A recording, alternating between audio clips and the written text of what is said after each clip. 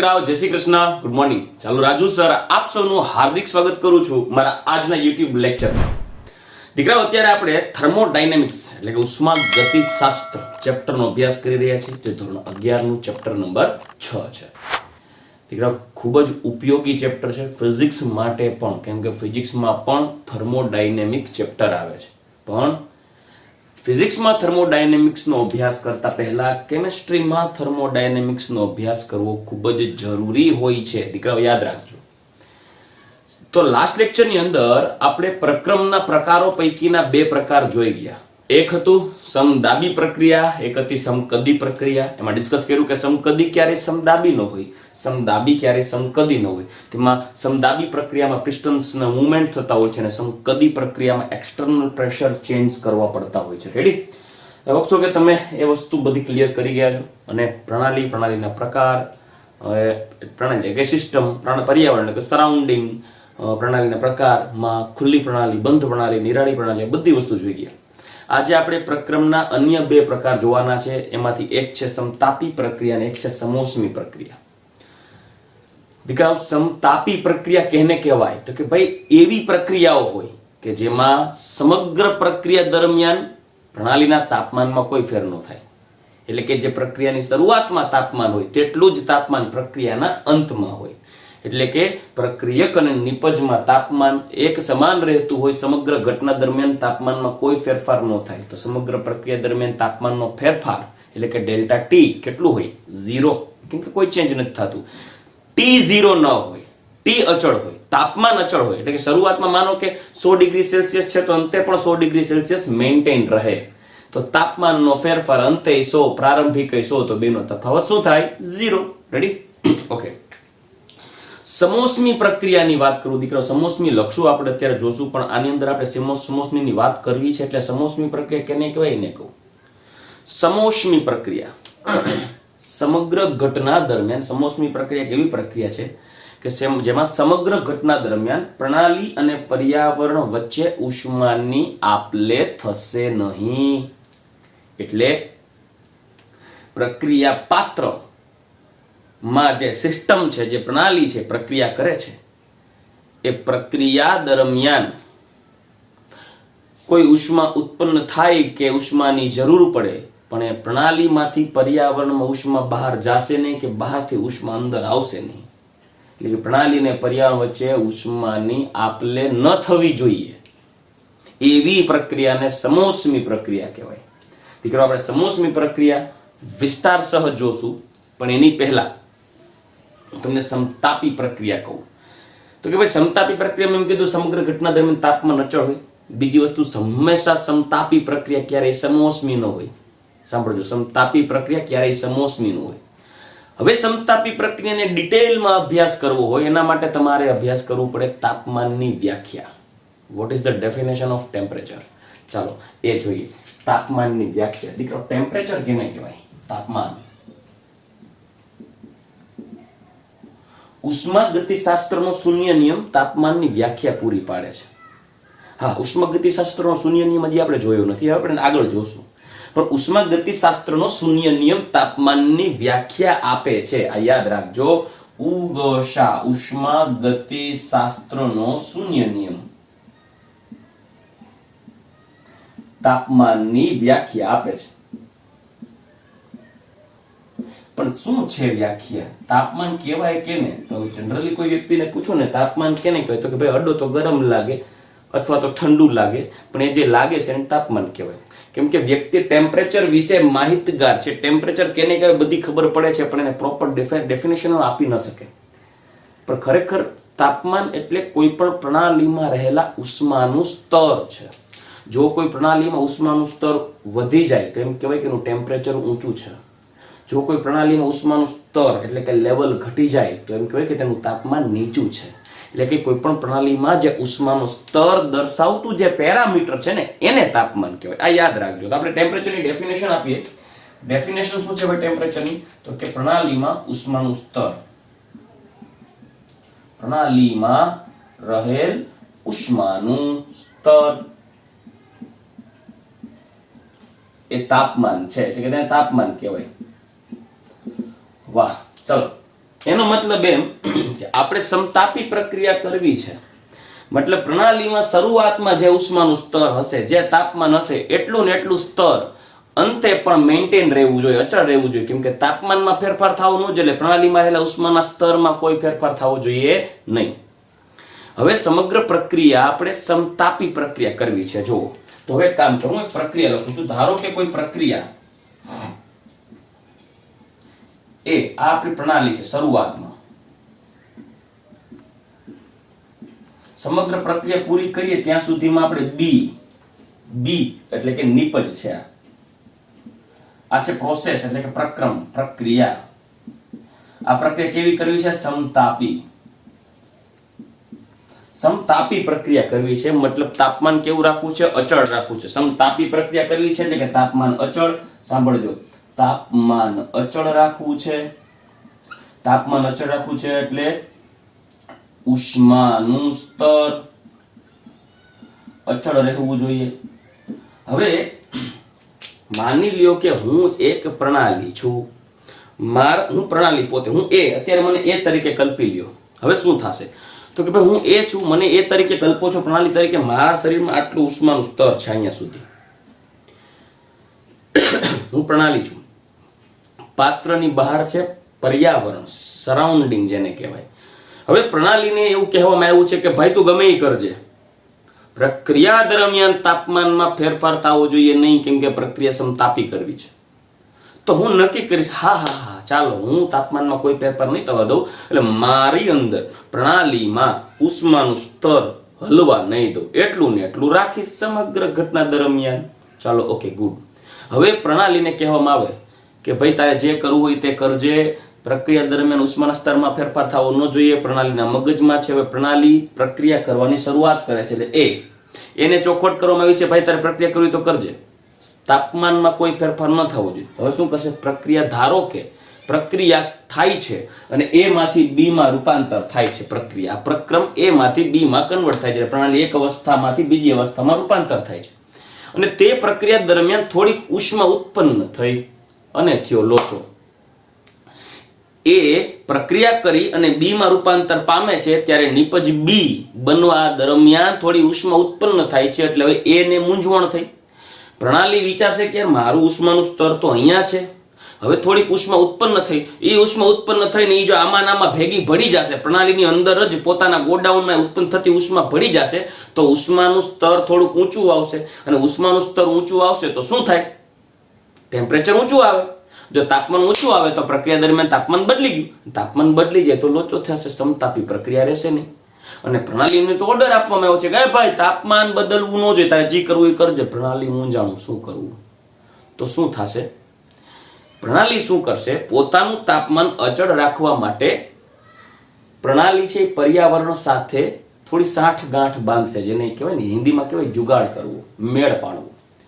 પ્રણાલી છે પર્યાવરણ સાથે વાત કરશે કે હે ભાઈ પર્યાવરણ, મારે એક તકલીફ છે, થોડીક મદદ કરી દો. શું? મને ઉપરથી ઓર્ડર આવ્યો છે કે તારે પ્રક્રિયા કરવી તો કરજે, પણ પ્રક્રિયા દરમિયાન તાપમાનમાં કોઈ ફેરફાર થવો ન જોઈએ. તો પર્યાવરણને એવું કહેવામાં આવ્યું પ્રણાલી દ્વારા, પ્રણાલી એવું કહે છે પર્યાવરણને કે પર્યાવરણ ભાઈ મારે સમતાપી પ્રક્રિયા કરવી હતી, મારે એમાંથી બેમાં રૂપાંતર થવું હતું, પણ મેં પ્રક્રિયા કરી, મને કીધું હતું કે સમતાપી પ્રક્રિયા કરવી છે.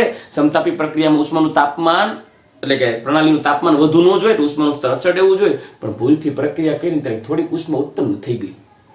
હવે ઉષ્મા ઉત્પન્ન થઈ ગઈ, જો એ ઉષ્મા મારી પાસે રાખું તો ઉષ્માનું સ્તર વધી જશે, ઉષ્માનું સ્તર વધી જશે તો તાપમાન વધી જશે, તો પ્રક્રિયા સમતાપી નહીં રહે. તો પર્યાવરણ કે છે પ્રણાલીમાં હું તારી શું મદદ કરું ભાઈ?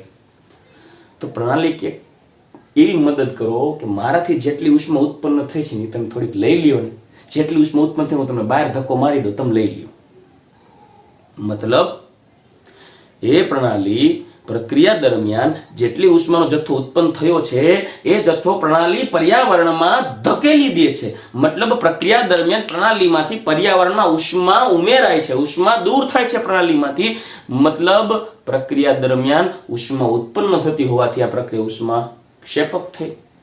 મતલબ પ્રણાલીમાંથી પર્યાવરણમાં ઉષ્મા ગઈ, સમોષ્મી પ્રક્રિયા એવું કહેતી હતી કે પ્રણાલી અને પર્યાવરણ વચ્ચે ઉષ્મા સાથેનો કોઈ સંબંધ ન હોવો જોઈએ. પ્રણાલીમાંથી ન તો ઉષ્મા પર્યાવરણમાં જાવી જોઈએ અને ના તો પર્યાવરણમાંથી પ્રણાલીમાં ઉષ્મા આવવી જોઈએ જો પ્રક્રિયા સમોષ્મી હોય તો. પણ આ ભાઈ સમતાપી પ્રક્રિયા કરવા ગયો, એમાં જેટલી ઉષ્મા ઉત્પન્ન થઈ છે એને પર્યાવરણમાં ધકેલી દીધી, મતલબ પ્રણાલીમાંથી પર્યાવરણ ઉષ્મા દૂર થઈ, તો પ્રક્રિયા સમોષ્મી ન રહી, કારણ કે તે સમતાપી થવા ગઈ.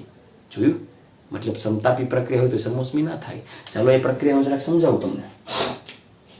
માની લો કે આ પ્રણાલી એ છે. જો હું તમને એક સિમ્પલ સમજાવું છું. આ એ પ્રણાલી છે, એ પ્રણાલી છે અને એની અંદર ઉષ્માનું સ્તર છે. આ છે લેવલ ઓફ હીટ.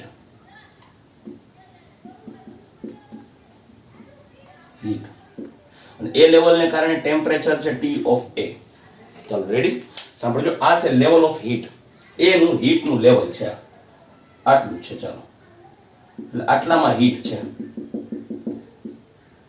સમજાવું, તમે આ રીતે સમજાવો. ખરેખર આવી કોઈ આકૃતિ ન હોય. આ પ્રણાલીમાં હીટનું લેવલ તમે એમ કઈ જોઈ ન શકો. આમાં જો હીટ અહીંયા સુધી ફરી છે, જોઈ ન શકો, પણ તમે સમજી શકો એટલે કહું છું. હવે એમાંથી જ્યારે તમે નિપજ B બનાવવા જઈ રહ્યા છો, આ છે A, હવે તમે એમાંથી B બનાવવા જઈ રહ્યા છો, તો B માં પણ હીટનું જે લેવલ છે એ શું થવું જોઈએ? મેન્ટેન રહેવું જોઈએ કે નહીં? રેડી? તો શું થાય? આ જે હીટનું લેવલ છે એટલું જ રહેવું જોઈએ.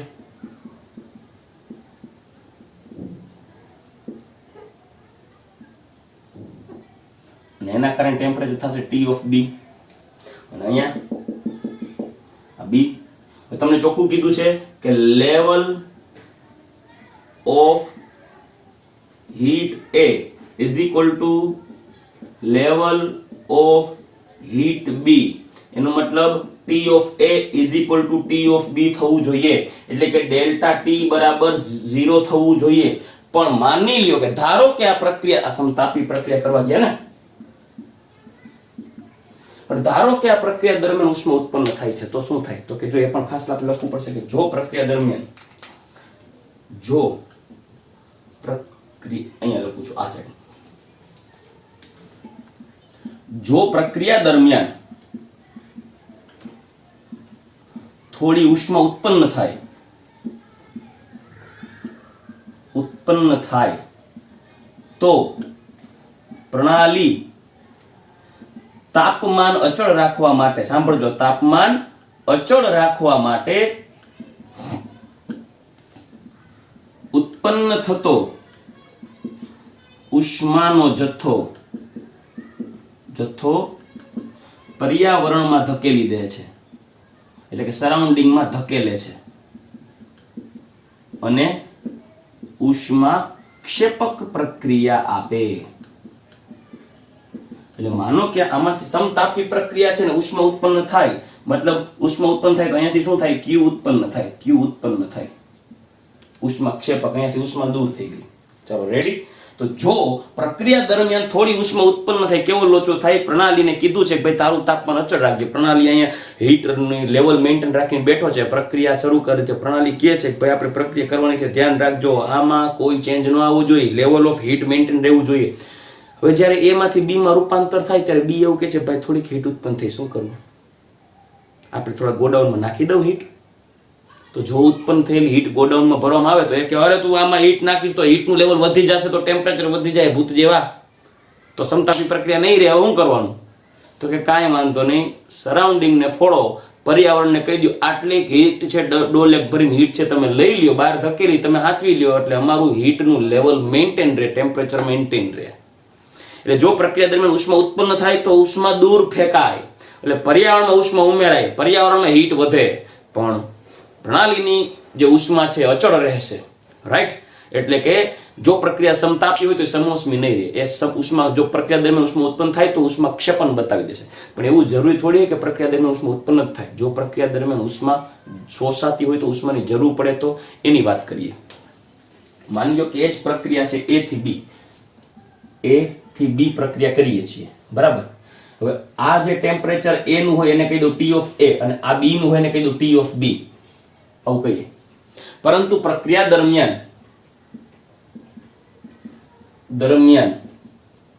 અને પાછું T of A અને T of B કેવું થવું જોઈએ? સરખું થવું જોઈએ. સમતાપી પ્રક્રિયા કરવી છે. હવે સમતાપી પ્રક્રિયા કરવી હોય તો હીટનું લેવલ કેવું રાખવું પડે? મેન્ટેન રાખવું પડે. હવે જો હીટનું લેવલ મેન્ટેન રાખવું છે પ્રક્રિયા દરમિયાન, સાંભળજો, પ્રક્રિયા દરમિયાન જો થોડી ઉષ્માની જરૂર પડે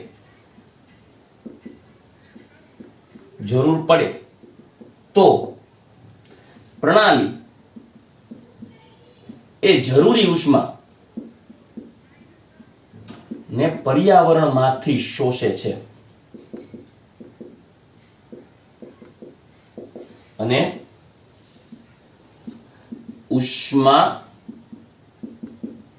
શોષક પ્રક્રિયા આપે છે. શું આપે છે? ઉષ્મા શોષક પ્રક્રિયા આપે છે.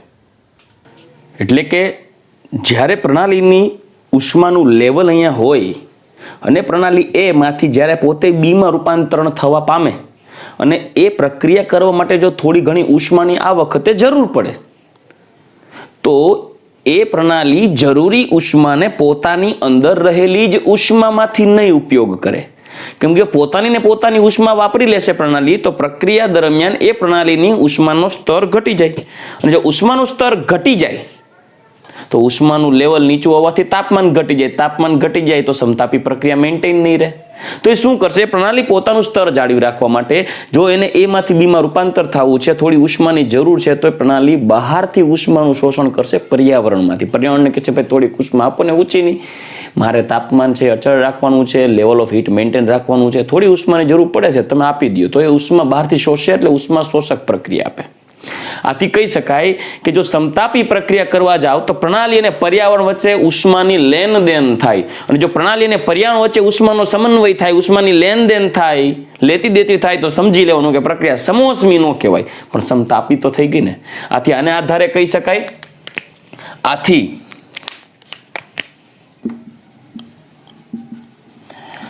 સમતાપી પ્રક્રિયા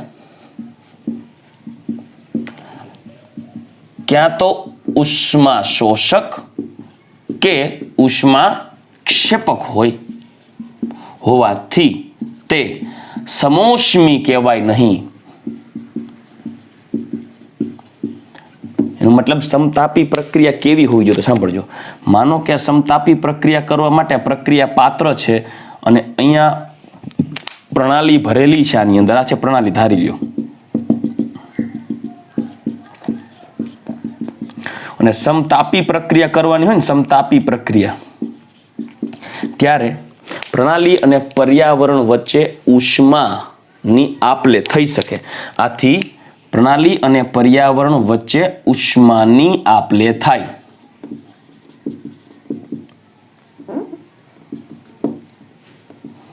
એટલે કાં તો ઉષ્મા શોષક થાય કાં તો ઉષ્મા ક્ષેપક થાય. એટલે ખાસ ધ્યાનમાં રાખજો, આ જે દિવાલ હોય, બાઉન્ડ્રી જેને કહેવાય, સરહદ, હદ, એ બાઉન્ડ્રી એટલે પાત્ર કેવું હોવું જોઈએ તો કે ઉષ્મા વાહક હોવું જોઈએ. જો પાત્ર ઉષ્મા વાહક હશે તો જ એ પ્રક્રિયા કાં તો ઉષ્મા શોષણ પામે કાં તો ઉષ્મા ક્ષેપન પામે. એમાં આ એ પ્રક્રિયા છે કે જેમાં પ્રણાલી સમતાપી પ્રક્રિયા દરમિયાન ઉષ્મા થોડી ઉત્પન્ન કરે છે તો ઉષ્મા બહાર પ્રણાલી પર્યાવરણમાં નાખી દેશે. આ થઈ ગઈ પર્યાવરણ અને અંદર છે પ્રણાલી.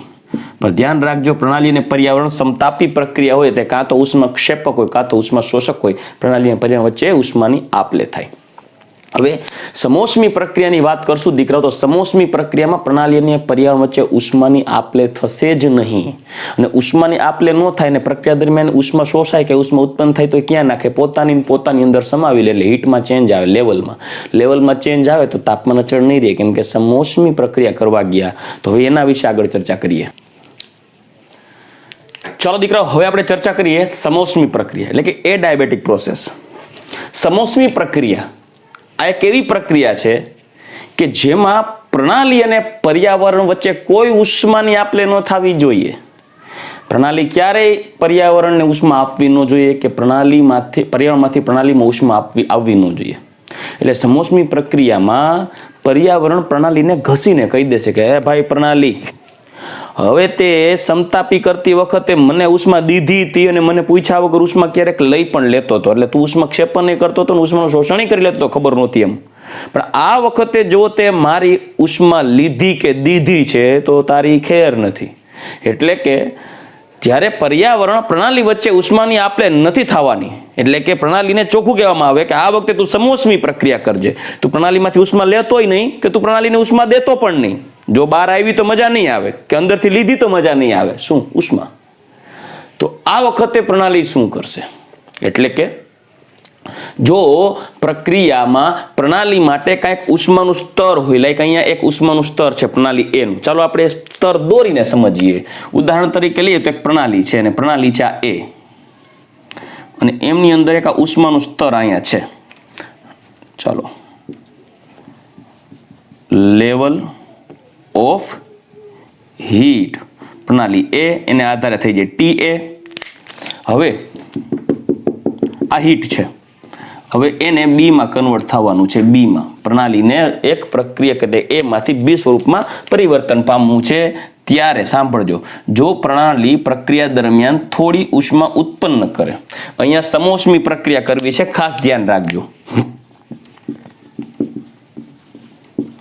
સમોષ્મી પ્રક્રિયા કરવી છે એટલે અત્યારે મારી પાસે, હું અત્યારે આ ધારી લ્યો હું પ્રણાલી છું, એ છું, મારી અંદર ઉષ્માનું સ્તર છે. હવે એ ચોખવટ કરશે, ભાઈ આપણે પ્રક્રિયા કરવી હોય તો કરો, વાંધો નહીં. આ વખતે આપણને પર્યાવરણે કહી દીધું કે બહાર તમારી ઉષ્મા આવવી ન જોઈએ, કે બહારથી હું તમને ઉષ્મા જોતી હશે તો આપીશ નહીં. આ કે મફતમાં સેવા ચાલુ કરી છે, તમારે પ્રક્રિયા કરવી હોય તો કરો, મારી એ ઉષ્માની લેતી દેતી કરવાની નથી. એટલે પ્રણાલી પોતે પોતાની સાથે ચર્ચા કરશે કે આ વખતે પ્રક્રિયા કરવી હોય તો કરો, આપણે આપણામાંથી ઉષ્મા બહાર જવાની નથી ને આપણે બહારથી ઉષ્મા લેવાની નથી, ધ્યાન રાખજો, કોઈ ફેરફાર ન કરતા. તો કે ઠીક છે. હવે પ્રણાલી બહુ ધ્યાન રાખીને પ્રક્રિયાની શરૂઆત કરે છે. હવે પ્રણાલી જ્યારે એ સ્વરૂપમાંથી B સ્વરૂપમાં રૂપાંતર થાય છે પ્રક્રિયા દરમિયાન, ત્યારે ધારી લ્યો કે ભૂલથી થોડીક ઉષ્મા ઉત્પન્ન થઈ ગઈ, ત્યારે નિપજ B છે એને કહેશે કે ભાઈ A એટલે કે પ્રણાલીનું મૂળભૂત સ્વરૂપ, સોરી પણ તમે એવું કીધું તું, ધ્યાન રાખીને પ્રક્રિયા કરજો, પણ થોડીક ઉષ્મા ઉત્પન્ન થઈ. તમે કહેતા હોય તો એ થોડીક ઉત્પન્ન થયેલી ઉષ્માનો જથ્થો પર્યાવરણને ખબર ન પડે, બહાર નાખ દઉં ડબલું ભરી. ત્યારે એ કહેશે કે નહીં, બહાર પર્યાવરણ રાક્ષસની જેમ ઉપર જ બેઠો હશે, બહાર ભૂલે ચૂકે પણ ઉષ્માનો જથ્થો ફેંકવા જવાનો નથી, કેમ કે આપણે સમોષ્મી પ્રક્રિયા મેન્ટેન રાખવાની છે. પર્યાવરણ આપણી ઉષ્મા લેશે નહીં. તમે જે ઉષ્મા ઉત્પન્ન કરી છે, હવે એ ઉષ્માનું શું કરવું? કેમ કે અહીંયા એક લેવલ હતું ચોક્કસ, કોઈ ટેમ્પરેચર હતું T of A. હવે પ્રક્રિયા દરમિયાન ઉષ્મા ઉત્પન્ન થઈ, બહાર તો ઉષ્મા ફેંકાય એમ નથી, કેમ કે સમોષ્મી છે, પ્રણાલી છે, ઉષ્માનો સ્વીકાર કરશે નહીં. તો એ ઉષ્માનો જથ્થો શું કરશે? એ કહેશે કાંઈ વાંધો નહીં, જેટલી ઉષ્મા ઉત્પન્ન કરી છે આપણા ગોડાઉનમાં તાળું ખોલીને નાખી દો. એટલે ઉત્પન્ન થયેલી થોડીક ઉષ્મા છે એ પ્રણાલીની અંદર થોડીક એડ થઈ જશે પ્રક્રિયા દરમિયાન જો ઉષ્મા ઉત્પન્ન થાય તો. પ્રણાલીની અંદર જ ઉષ્મા થોડીક ઉષ્મા એડ થાય તો પોતાનું એક ઇનિશિયલ લેવલ હોય ને એમાં થોડીક ઉષ્મા એડ થાય એટલે ઉષ્માનું લેવલ ઊંચું આવે, અને ઉષ્માનું લેવલ ઊંચું આવે તો પ્રણાલીનું ટેમ્પરેચર વધી જાય. પ્રણાલીનું ટેમ્પરેચર વધી જાય તો પ્રક્રિયા સમતાપી ન રહી. થઈ ગયું. એટલે ટેમ્પરેચર ચેન્જ જોવા મળે, કેમ કે પ્રક્રિયા ઉષ્મા શોષક અથવા તો ઉષ્મા ક્ષેપક થતી નથી. એટલે કે પ્રક્રિયા સમોષ્મી હોય. સમોષ્મી પ્રક્રિયા હોય ત્યારે પ્રણાલીના ઉષ્માના લેવલમાં કોઈ વધારો કે ઘટાડો જોવા મળવાને કારણે પ્રક્રિયામાં તાપમાન અચળ ના રહે.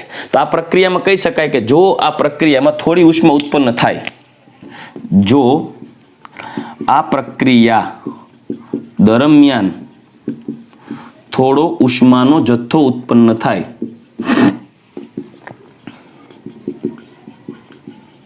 થાય તો તે ઉષ્મા પર્યાવરણ સાથે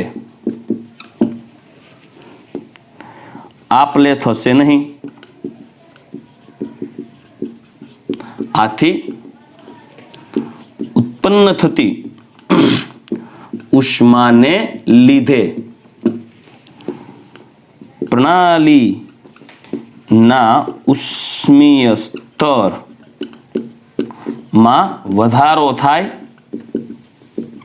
અને તાપમાન વધે. કેમ કે આ પ્રક્રિયા કેવી કરવા જાય છે? સમોષ્મી પ્રક્રિયા કરવા જાય છે. સમોષ્મી પ્રક્રિયા કરવા જઈને જો પ્રક્રિયા દરમિયાન થોડી ઉષ્મા ઉત્પન્ન થાય તો ઉત્પન્ન થતી ઉષ્માને કારણે શું થાય? લેવલ થોડું ઊંચું આવશે. એટલે આ જે હીટ ઓફ લેવલ T હતું તો આ શું થઈ ગયું? લેવલ ઓફ હીટ વધી ગઈ T of B. તો તમે જોઈ શકો છો આ પ્રક્રિયા દરમિયાન થોડી ઉષ્મા ઉત્પન્ન થઈ. ઉષ્મા ઉત્પન્ન થઈ એટલે ક્યુ ઉત્પન્ન થાય છે, પરંતુ એ ક્યુ પ્રણાલીની બહાર જઈ શકે એમ નથી. તો એ ઉત્પન્ન થતી ઉષ્મા પ્રણાલીમાં સમાઈ જાય એટલે લેવલ થોડું ઊંચું આવે, હીટનું લેવલ ઊંચું આવે તો ટેમ્પરેચર વધી જાય. તો ત્યારે TB is greater than TA, so delta T is not equal to 0 because delta Q is equal to 0. પ્રણાલીને પર્યાવરણ વચ્ચે ઉષ્માનો ફેરફાર થતો નથી, પ્રણાલીને પર્યાવરણ વચ્ચે ઉષ્માની લેતી દેતી થતી નથી.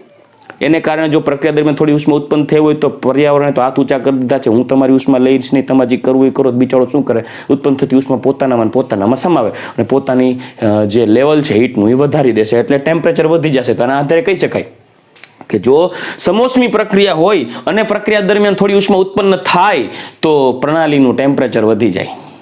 સિમ્પલ, એટલે સમતાપી નો રહે. બરાબર, એટલે આવી રીતે આને આધારે કહી શકાય ને કે જો સમોષ્મી પ્રક્રિયા હોય, આથી કહી શકાય કે આથી સમોષ્મી પ્રક્રિયામાં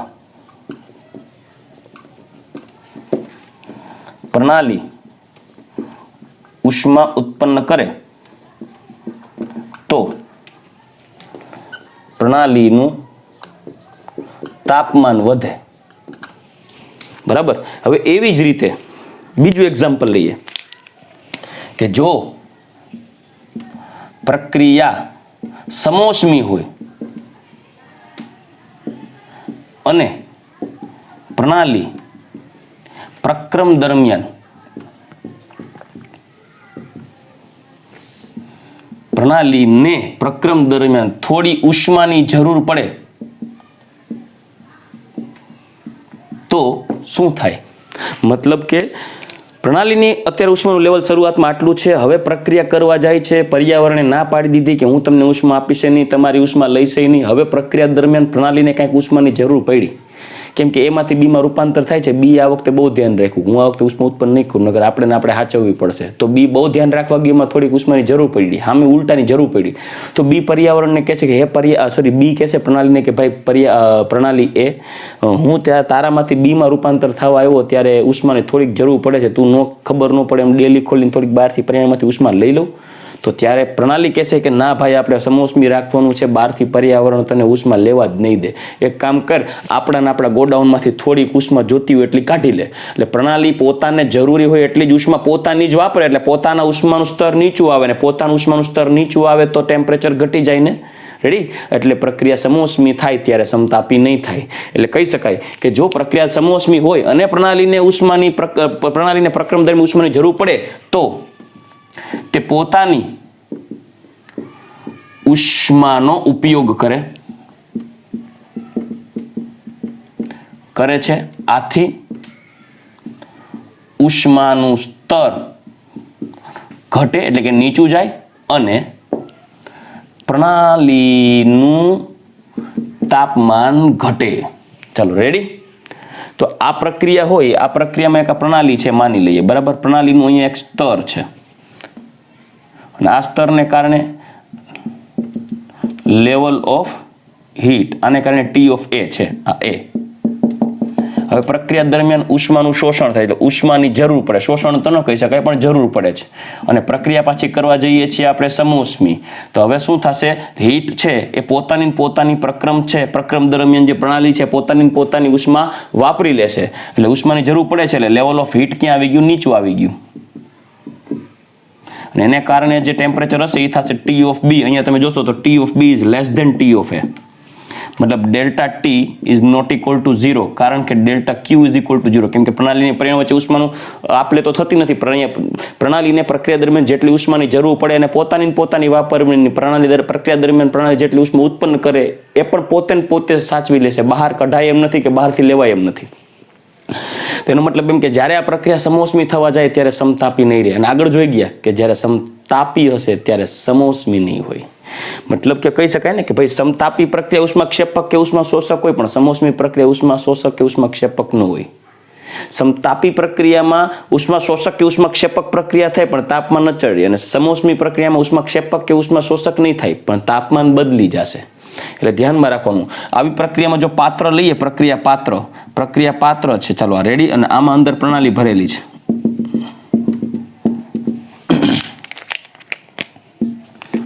પ્રણાલી અને આ પ્રક્રિયા સમોષ્મી થાય છે, અને સમોષ્મી થાય ને ત્યારે પ્રણાલી અને પર્યાવરણ, આ પર્યાવરણ વચ્ચે ઉષ્માની આપલે થશે નહીં, એટલે ઉષ્મા આમાં રહેશે.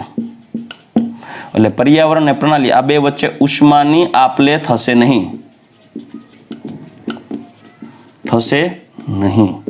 અને ઉષ્માની આપલે નહીં થાય કેમ કે સમોષ્મી પ્રક્રિયા છે. ત્યારે શું થશે, આજે પાત્રની દિવાલ હોય આવું ત્યારે જ શક્ય બને કે જો આ પાત્રની દિવાલ હોય, આ પાત્રની દિવાલ કેવી હોવી જોઈએ? પાત્રની દિવાલ હોવી જોઈએ ઉષ્માની અવાહક દિવાલ હોવી જોઈએ. જો પાત્રની દિવાલ ઉષ્માની અવાહક હશે ને તો પ્રક્રિયા દરમિયાન પ્રણાલી જો ઉષ્મા ઉત્પન્ન કરશે એ ઉષ્મા બહાર નહીં જઈ શકે કેમ કે પાત્ર ઉષ્મા અને પર્યાવરણ વચ્ચે જે પાત્રની દિવાલ છે ઉષ્માની અવાહક છે, ઉષ્માનું વહન જ નહીં કરે એટલે બહાર ઉષ્માને જવા નહીં દે. એના જેવું થયું ને. તો ઇન શોર્ટ કહી શકું કે ભાઈ પ્રણાલી અને પર્યાવરણ વચ્ચે જ્યારે કોઈ પ્રક્રિયા થાય છે ત્યારે પ્રણાલી અને પર્યાવરણ વચ્ચેની પ્રણાલી જ્યારે પ્રક્રિયા કરશે ત્યારે પ્રણાલી અને પર્યાવરણ વચ્ચે ઉષ્માની આપલેની ઘટના જે છે એ ન થાય તો સમોષ્મી. અને જો સમોષ્મી પ્રક્રિયા કરવા જાય તો પ્રણાલી પ્રક્રિયા દરમિયાન ઉષ્મા ઉત્પન્ન કરે એ બહાર ન જઈ શકે. આમાં સમય એટલે પ્રણાલીનું ટેમ્પરેચર વધી જાય કેમ કે લેવલ ઓફ હીટ વધે. પણ જો પ્રક્રિયા દરમિયાન પ્રણાલીને ઉષ્માની જરૂર પડે અને બહારથી લઈ શકે એમ નથી, ઉષ્મા શોષણ નથી કરી શકે એમ, તો શું કરશે? પોતાની ઉષ્મા વાપરશે એટલે ટેમ્પરેચર ઘટી જશે, એટલે પ્રણાલીનું ટેમ્પરેચર ઘટી જશે. ચાલો રેડી. તો આ થઈ ગઈ સમોષ્મી પ્રક્રિયા. દીકરો અત્યારે આપણે કમ્પ્લીટ કરી ગયા સમોષ્મી પ્રક્રિયા અને સમતાપી પ્રક્રિયા. રેડી. હવે આપણે આગળ ડિસ્કસ કરીએ અવસ્થા વિધેય. અવસ્થા વિધેય એટલે સ્ટેટ ફંક્શન અને પાથ ફંક્શન. બરાબર. તો એ સ્ટેટ ફંક્શન અને પાથ ફંક્શન શું છે તેના એક્ઝામ્પલ સાથે આગળ વધીએ. ચાલો દીકરાઓ, હવે આપણે બે પોઈન્ટ ડિસ્કસ કરીએ અને એક છે અવસ્થા વિધેય એટલે કે સ્ટેટ ફંક્શન અને બીજું છે પાથ ફંક્શન. દીકરા આપણે એનસીઈઆરટીમાં પાથ ફંક્શન નથી દીધું પણ સ્ટેટ ફંક્શન સામે પાથ ફંક્શન જોવું જરૂરી છે કેમ કે સ્ટેટ ફંક્શન જોવો એટલે ક્વેશ્ચન ઊભો થશે, ભણાવીશ એટલે ખ્યાલ પડશે અને ક્વેશ્ચનનું સોલ્યુશન અહીંયાથી મળશે. એટલે પાથ ફંક્શન પણ એટલું જ ઇમ્પોર્ટન્ટ છે. હવે સ્ટેટ ફંક્શન એટલે કે અવસ્થા વિધેય એટલે શું? તો કે દીકરાઓ પ્રણાલી પોતાના વિશિષ્ટ ગુણધર્મો ધરાવતી હોય. એ ગુણધર્મો પૈકી પ્રણાલીના કોઈ એવા ગુણધર્મો કે જે પ્રણાલીની અવસ્થા ઉપર આધાર રાખે, અવસ્થા પ્રાપ્ત કરવાના માર્ગ ઉપર નહીં, તેને પ્રણાલીના અવસ્થા વિધેય કહેવાય. આ વિધાનને સમજાવવું જરૂરી છે એટલે હું તમને એક ઉદાહરણ દ્વારા સમજાવું.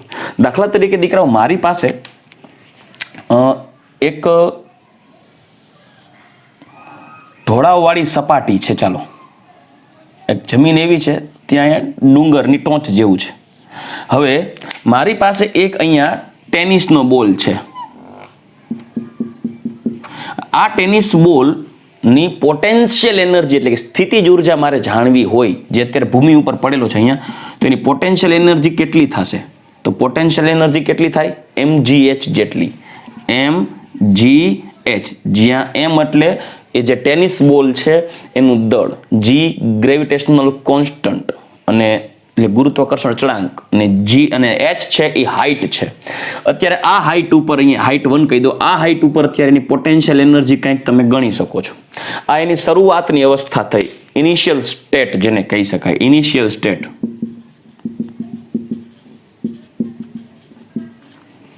હવે અહીંયા આનું ઇનિશિયલ સ્ટેટ તમે માપી લીધું, શરૂઆતની એની સ્થિતિજ ઉર્જા જોઈ લીધી. પોટેન્શિયલ એનર્જી એટલે સ્થિતિજ ઉર્જા. અહીંયા મેં તમને અમુક એક્ઝામ્પલ્સ આપેલા છે. એક્ઝામ્પલ હું તમને જે નામ આપી છે તમારે નામ યાદ રાખવાના છે, એમસીક્યુ માટે કામના છે, પણ એ દરેક નામ એ દરેક વિધેય છે એ તમારે આગળ હજી ભણવાના આવશે જ આ જ ચેપ્ટરમાં. ત્યારે ઇન્ડિવિજ્યુઅલ ડિસ્કસ કરશું, પણ અત્યારે ખાલી સમજીએ કે સ્ટેટ ફંક્શન શું છે. સ્થિતિજ ઉર્જા એક પ્રણાલીનો ગુણધર્મ જ કહેવાય, સ્થિતિજ ઉર્જા, પોતાની ઉર્જા. અહીંયા જ્યારે બોલ જમીન ઉપર પડેલો છે ત્યારે એની સ્થિતિ ઉર્જા mgh છે. હવે એ બોલ જ્યારે અહીંયા આવે ટોચ ઉપર જ્યારે તમે બોલને પહોંચાડો છો ત્યારે એ બોલની સ્થિતિજ ઉર્જા એટલે ફાઇનલ પોઈન્ટ કહેવાય જેને કહેવાય ફાઇનલ સ્ટેટ, આ બોલની ફાઇનલ સ્ટેટ છે, ત્યારે એની પોટેન્શિયલ એનર્જીનું PE કહું, PE2, તો એ થશે mgh2 કેમ કે આ વખતે હાઈટ શું થશે? વધી જશે. તો આ પોટેન્શિયલ એનર્જીમાં ડિફરન્સ જોવા મળે છે. કેની? ટેનિસ બોલની. તો એ તમને કોઈ એવું પૂછે કે ભાઈ જ્યારે ટેનિસ બોલ છે એ જમીન ઉપરથી અને એ સપાટીની ટોચ ઉપર પહોંચે છે ત્યારે તેની સ્થિતિજ ઉર્જામાં ફેરફાર કેટલો થયો? તમે એમ કહેશો ને કે ભાઈ ડેલ્ટા PE કેટલું થાય? તો delta PE is equal two PE2 minus PE1. આ પોટેન્શિયલ એનર્જી હતી ફાઇનલ સ્ટેટ. અને આ પોટેન્શિયલ એનર્જી હતી ઇનિશિયલ સ્ટેટ. તમને કોઈ એવું પૂછે કે ભાઈ અહીંયા એક ટેનિસનો બોલ જમીન ઉપર હતો, એ આ ટોચની સપાટી પર પહોંચી ગયો, ત્યારે એની સ્થિતિ ઉર્જામાં ફેરફાર કેટલો થયો? તો તમે શું ગણશો? ભાઈ એક કામ કરો, પેલા જમીન ઉપર છે ને ત્યારે એની સ્થિતિ ઉર્જા માપો. હાલો માપી લીધી, હવે એને જવા દો, ટોચ ઉપર પહોંચાડી દો. હવે ટોચ ઉપર પહોંચાડે છે ત્યારે એની સ્થિતિ ઉર્જા માપી લ્યો. પહોંચી ગયો ત્યારે એને સેટ થઈ ગયો ત્યારે એની સ્થિતિ ઉર્જા માપો. તો એની સ્થિતિ ઉર્જા કેટલી થઈ? કે mgh2.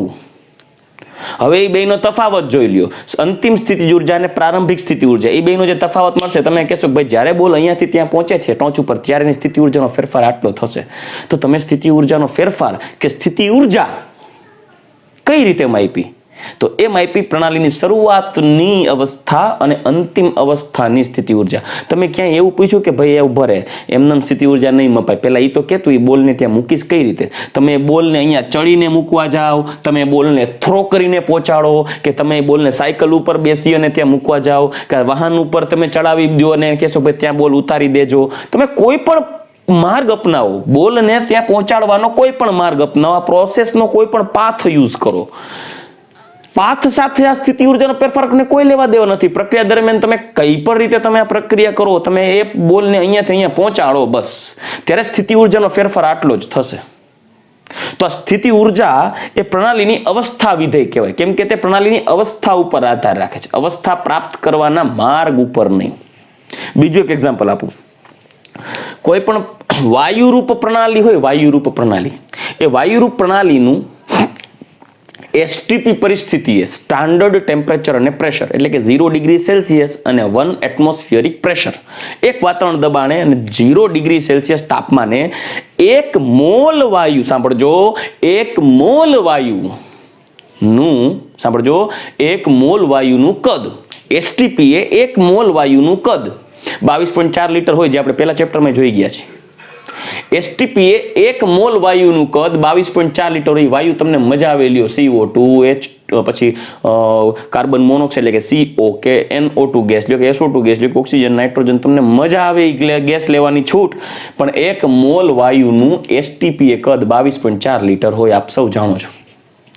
હવે તમને વાયુનો જથ્થો આપું ઓરડાને તાપમાન, એમ કહ્યું આ વાયુને તું 22.4 લીટર કદમાં ફેરવવાનું છે, ક્યારે ફરશે? તમે કહેશો એસટીપી સારું તેને 22.4 લીટર કદ કરી નાખીને, તો તમે એ હિમાલયની તળેટીમાં જઈને એનું 22.0 ડિગ્રી સેલ્સિયસને એક વાતાવરણ દબાણ લઈ આવો, કે પછી ડીપ ફ્રીઝરમાં એ ગેસ મૂકી દો અને એનું ટેમ્પરેચર 0 ડિગ્રી સેલ્સિયસ ને 1 એટમોસ્ફિયરિક પ્રેશર લઈ આવો. પાથ, રસ્તો કોઈ પણ ચૂઝ કરો એઝ યુ વિશ, તમારે તો અંતિમ પરિસ્થિતિ સાથે લેવા દેવા છે.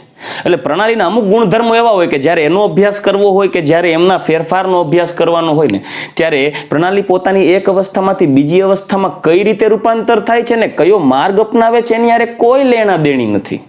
પણ હા, એ પ્રણાલીની અંતિમ અવસ્થા પહોંચે ત્યારે એની ઉર્જા કેટલી છે અને શરૂઆતની ઉર્જા કેટલી છે એની સાથે લેવા દેવા છે. તો પ્રણાલીના એવા ગુણધર્મો કે જે પ્રણાલીની અવસ્થા ઉપર આધાર રાખે છે, અવસ્થા પ્રાપ્ત કરવાના માર્ગ ઉપર નહીં. તો પ્રણાલીના આ ગુણધર્મને પ્રણાલીના અવસ્થા વિધેય તરીકે ઓળખવામાં આવે છે. તો અવસ્થા વિધેય કયા કયા છે? તો સાંભળજો.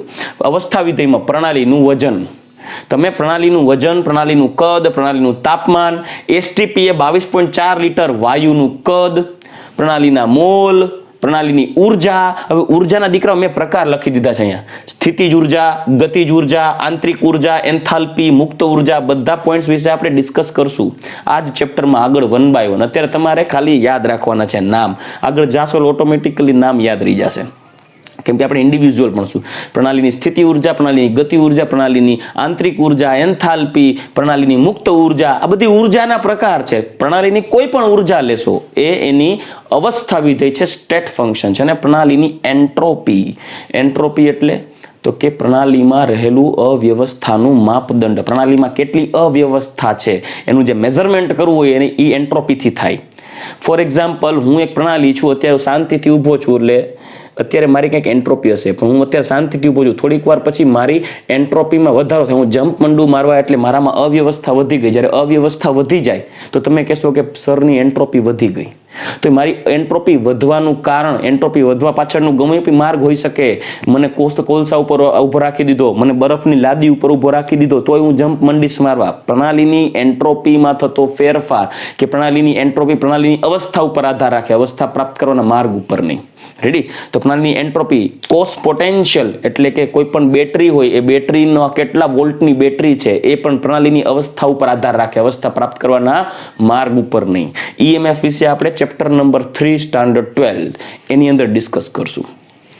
પણ ટૂંકમાં પ્રણાલીના એવા ગુણધર્મો જે પ્રણાલીની અવસ્થા ઉપર આધાર રાખે, અવસ્થા પ્રાપ્ત કરવાના માર્ગ ઉપર નહીં. ફોર એક્ઝામ્પલ, હજી એક એક્ઝામ્પલ આપું. હું પ્રણાલી છું, હું એક અહીંયા શરૂઆતની અવસ્થા ઉપર છું, ત્યારે મારી અંદર કંઈક ઉર્જા છે. એ મારી ઉર્જા તમે માપી લ્યો કે શરૂઆતની ઉર્જા આટલી. હવે સર છે એ એક અવસ્થામાંથી બીજી અવસ્થામાં રૂપાંતર પામવા છે. મારી આ અંતિમ અવસ્થા છે, મારે અહીંયા આવવું છે. તો જુઓ, અત્યારે મારી શરૂઆતની અવસ્થા છે, તમે મારી ઉર્જા માપી લ્યો. હવે સરે દોડવાની શરૂઆત કરી, ચાલુ પ્રોસેસ છે, ચાલુ પ્રોસેસ તમે પ્રશ્ન પૂછો કે પ્રક્રિયા દરમિયાન ઉર્જાનો કેટલો ફેરફાર થયો, તો જવાબ નહીં મળે. કારણ કે પ્રક્રિયા દરમિયાન જવાબ એટલે નહીં મળે કે પ્રક્રિયા ચાલુ છે. તમારે ઉર્જાનો ફેરફાર જોતો હોય તો પ્રક્રિયા પૂરી તો થવા દો.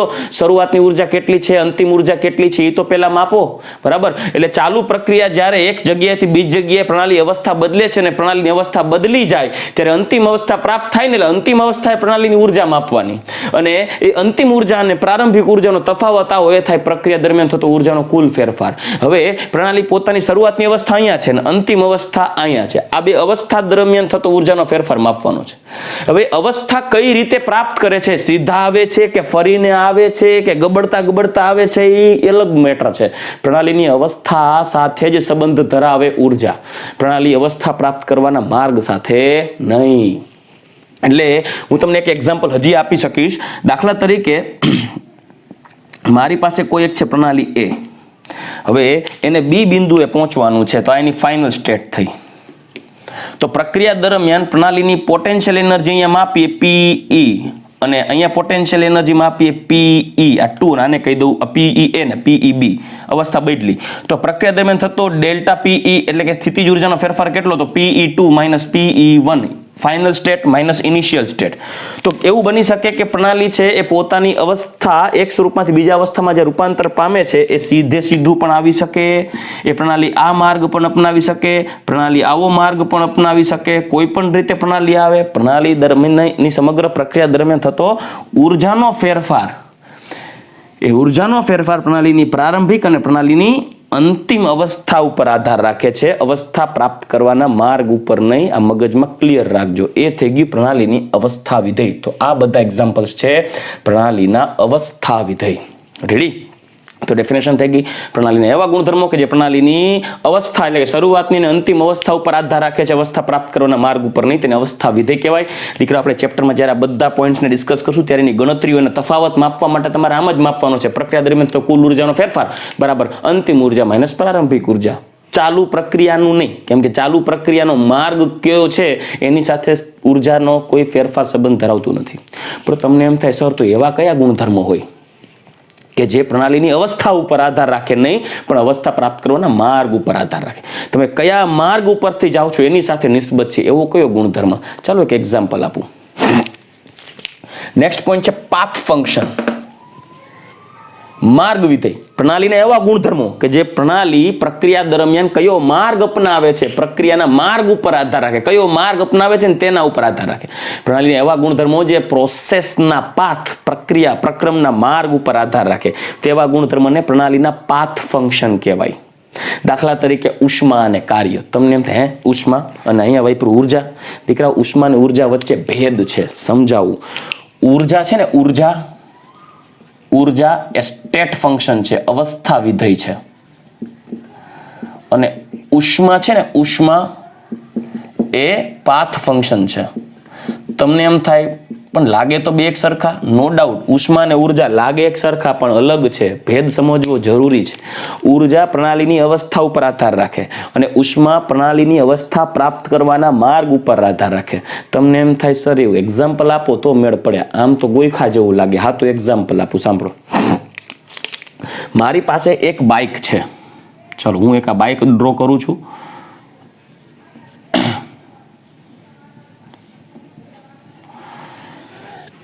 અહીંયા પ્રણાલી આ એક બાઇક ઉપર એક વ્યક્તિ બેસે છે, બરાબર.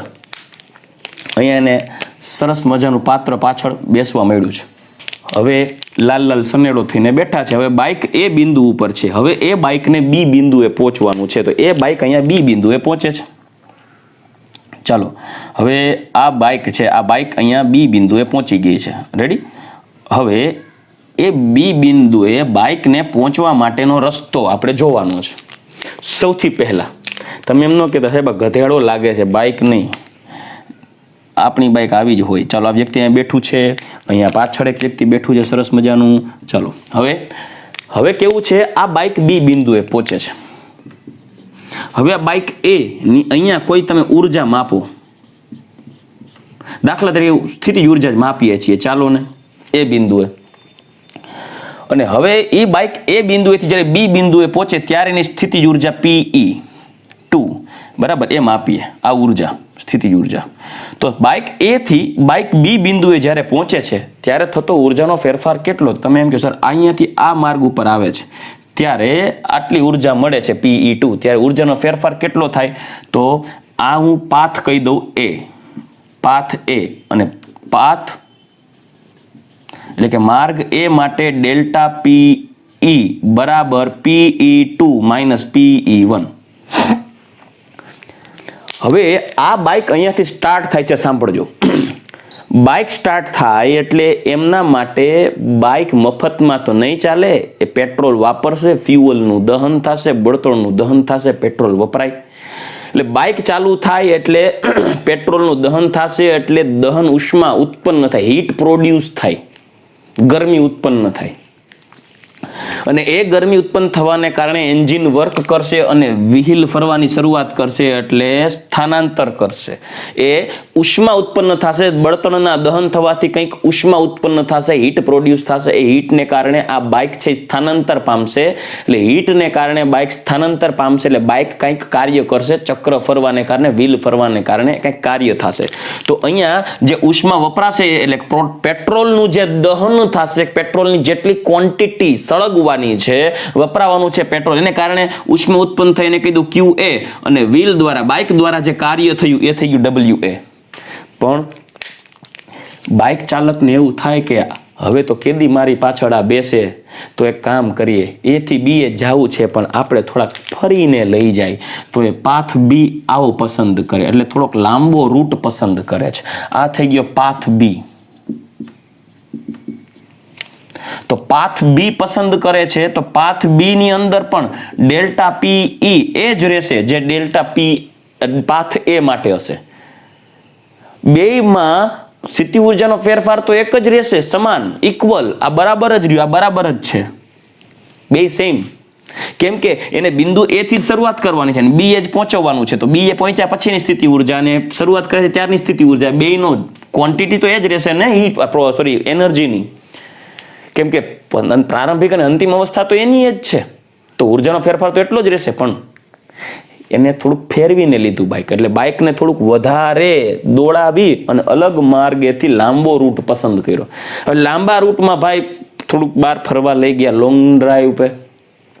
તો લોંગ ડ્રાઈવ ઉપર લઈને ગયા તો ત્યાં એ બેને ભલે મજા આવે, પણ બળ કેને પડે? બાઇકને. કેમ કે આ શોર્ટકટ રૂટ કરતા જો લોંગ રૂટ પસંદ કરે તો બાઇકમાં ફ્યુઅલ વધુ વપરાય, પેટ્રોલનું ઝાઝું દહન થાય, પેટ્રોલનો ઝાઝો જથ્થો વપરાય, એટલે એ દળનું ઉર્જામાં રૂપાંતર, હીટમાં રૂપાંતર થશે, ઉષ્મામાં રૂપાંતર થશે. જેટલું ઝાઝું પેટ્રોલ દહન થશે એટલી ઝાઝી ઉષ્મા ઉત્પન્ન થશે, એટલું બાઇકને વધારે કાર્ય કરવું પડશે, એટલે જે વ્હીલ છે એ વધારે વાર ફરશે ને. તો અહીંયા જે ઉષ્માનો ફેરફાર થશે એ થશે Q(B) અને વર્ક થશે WB. મતલબ અહીંયા પેટ્રોલનું દહન થશે એ QB, એના દ્વારા ઉત્પન્ન થતી ઉષ્મા QB, અને અહીંયા QA. ત્રીજો પાથ એક પસંદ કરીએ. આ ભાઈને શું મજા આવી હતી કે આપણે હિલ સ્ટેશનમાં ફરવા ગયા. અરે વાહ, જબરો પાથ પસંદ કર્યો.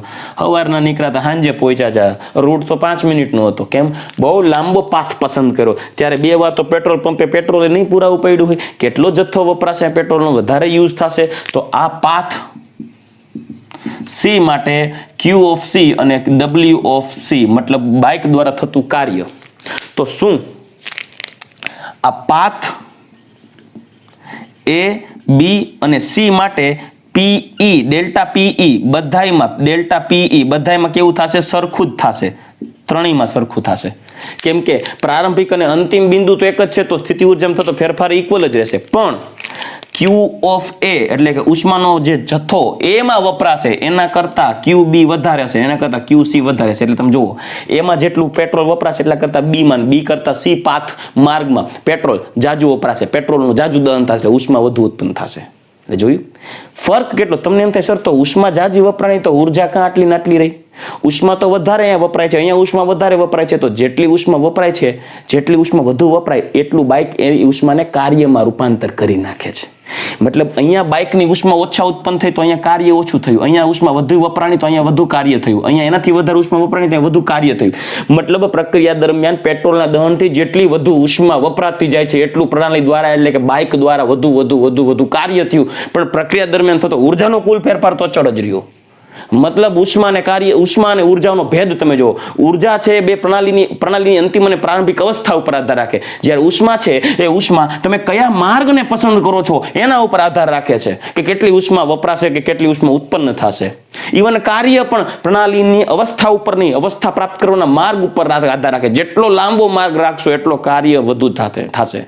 બરાબર? એટલે W માં જોશો WA, WB, WC, તો જોયું આ માર્ગ ઉપર આધાર છે. આ છે પાથ ફંક્શન અને આ છે સ્ટેટ ફંક્શન. ક્લિયર? સમજાઈ ગયું? મતલબ ઉષ્મા અને ઉર્જાનો ભેદ તમે જોયું. ઉર્જા છે ને પ્રણાલીની અવસ્થા વિધેય છે, જ્યારે ઉષ્મા અને કાર્ય પાથ વિધેય છે, પાથ ફંક્શન છે. રેડી? ચાલો, તો અત્યારે આપણે પૂર્ણ કરી ગયું અવસ્થા વિધેય અને એટલે કે સ્ટેટ ફંક્શન અને પાથ ફંક્શન. દીકરો કોઈ દી ભૂલ ન ખાતા. ઉર્જા અને ઉષ્મા એક નથી, ફર્ક છે. ઉર્જા એ પ્રણાલીની અવસ્થા વિધેય છે અને ઉષ્મા એ પ્રણાલીનું પાથ ફંક્શન એટલે કે માર્ગ વિધેય છે. ઉષ્મા અને કાર્ય આ યાદ રાખજો, ભૂલ ન ખાતા. ભલભલા આમાં ગોટે ચડે છે કેમ કે ભેદ જ નથી ખબર હોતો. પણ એક સિમ્પલ એક્ઝામ્પલ દ્વારા તમને એક્ઝામ્પલ સમજાયું કે ઉર્જા અવસ્થા વિધેય છે પણ ઉષ્મા છે એ માર્ગ વિધેય છે. રેડી? તો ચાલો, આજે આપણે આ પોઈન્ટ જોઈ ગયા. આવતીકાલે આપણે એક્સટેન્સિવ ઇન્ટેન્સિવ પ્રોપર્ટી એટલે માત્રાત્મક ગુણધર્મ, વિશિષ્ટ ગુણધર્મ, ઉષ્માગતિકીય પ્રતિવર્તી પ્રક્રિયા, ઉષ્માગતિશાસ્ત્રનો શૂન્ય નિયમ, આવા બધા ટોપિક્સને નેક્સ્ટ લેક્ચરમાં આપણે ડિસ્કસ કરશું. તો ત્યાં સુધી રજા લઈશ દીકરાઓ. ગુડ બાય, ટેક કેર, જય શ્રી કૃષ્ણ.